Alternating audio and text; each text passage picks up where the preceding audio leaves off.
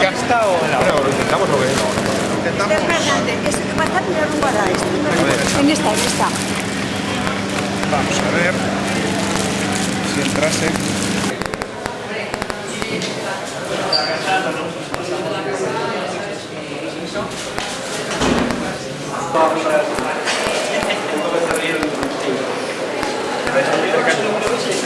Lo de la muela.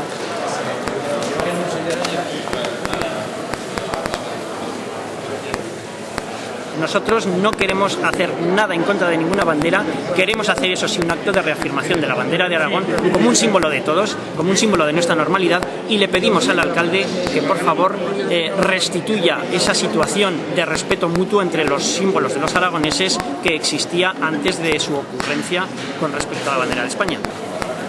Oye, las de estación sanitaria, que son aquí tal. Sí, aquí.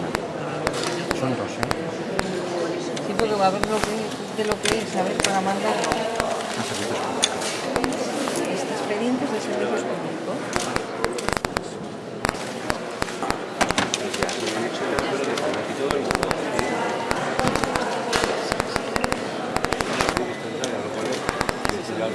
Y entonces digo,